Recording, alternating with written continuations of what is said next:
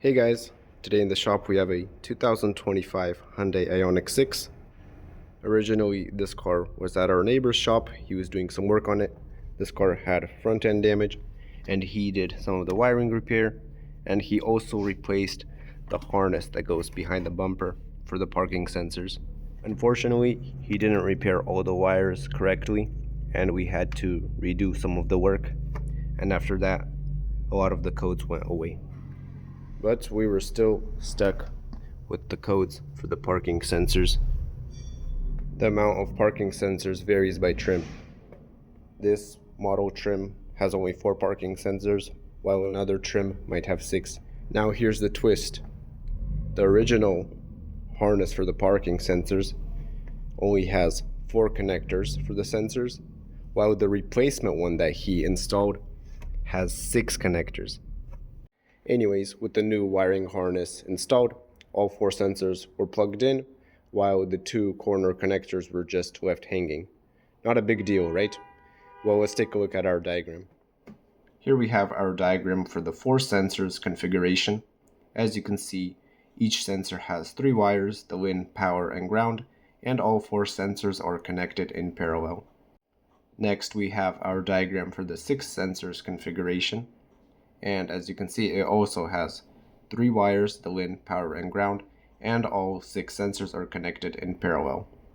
And most importantly, both of the diagrams show the same exact pins on the main connector that I showed you earlier.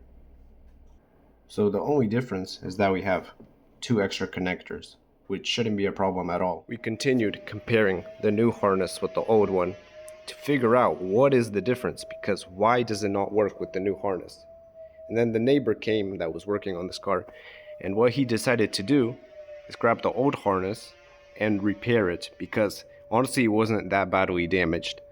There were a few wires damaged and 1 connector missing. What he decided to do is grab one of the connectors from the new harness and put it on the old one. And then we plugged in, and after that we were left with just 1 code for this 3rd sensor right here. That is the one that he replaced the connector for. On the old harness, one of the connectors was broken. He had to use a connector from the new harness, and he plugged it into the old one. We continued checking the old harness and the new one and could not find anything different. The colors of the wires was the same, and it went to the same exact pins. The fact that 3 out of the 4 codes cleared already proved that something was different in the new harness. But why do we still have 1 more code left? We decided to look into the connector. We took it apart, and here's what we found. As you can see, the connector has 3 available pins, but there's room for more. And here is what was inside the connector. There was this piece. This is a jumper piece. It jumps the 3rd wire, which is the ground one, and it jumps it to another pin. It fits in over here. The sensor by itself, it has 6 pins inside.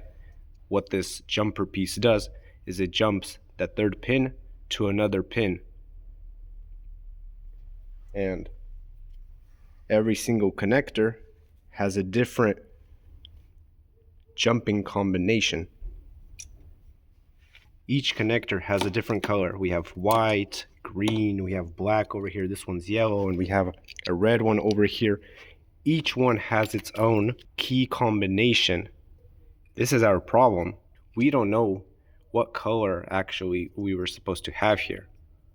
What we need to do basically is find the correct key combination for the jumping to the sensor, and technically it should work.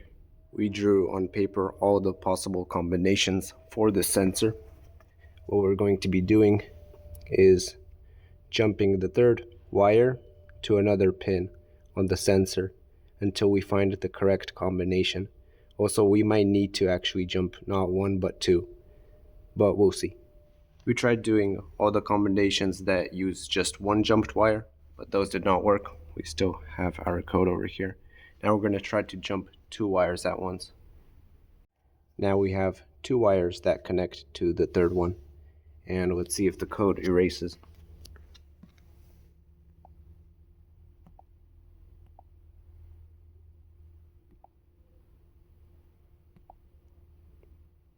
Okay, it's gone. Let's go. So that's our combination. What we're going to do is use the most convenient combination piece that we have. It has two pins. They were right here on number 2 and 3. What we did is took out the center one and we fit it in here, and that is going to be our correct combination. Once we put this pin in completely, we should be able to fit it inside the connector, and now the combination will be correct and everything should work correctly. The wiring has been repaired and the connector is ready. The sensor is plugged in. Let's see if we have any codes.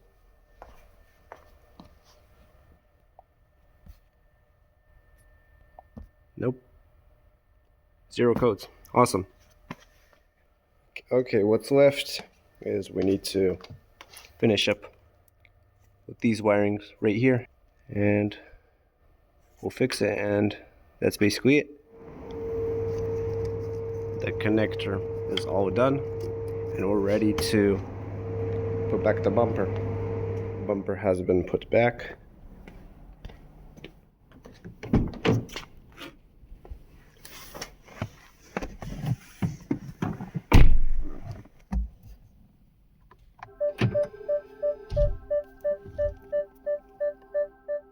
The parking sensors work. We already walked around to make sure all of them react, and it's just right now that we're close to some objects in the front.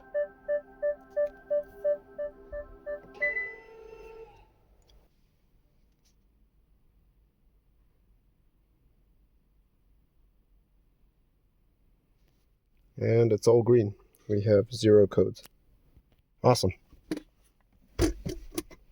In the end, as a bonus, I want to show you the actual combinations for each colored connector.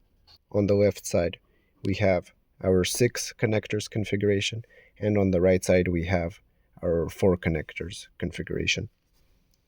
On our 4 connectors, we have the black, one unknown because it was ripped off, the orange and blue ones, which is basically the same combination as on the 6 harness configuration. Here is the connector. We got our positive as the first one, the second one is our communication, and the third one is the ground. These connectors have the jumper piece, which can then jump the third ground pin to another pin, or even 2 or 3 pins at once. For the yellow one, the ground jumps to this one. The dots are the jumped ones. The lines are the ones that are not touched. And then the ground jumps these next 2. For the blue one, it jumps this 4th one. For the white, it doesn't jump any at all. For the green, it only jumps the 5th one. And for the gray, it jumps the last 2. We were not able to find any information about this anywhere. Not on our programs, not online. Nowhere does it mention anything about a hidden system in these connectors. These connectors are not normal. That's all I have for you for today. Don't forget to like and subscribe, and see you in the next video.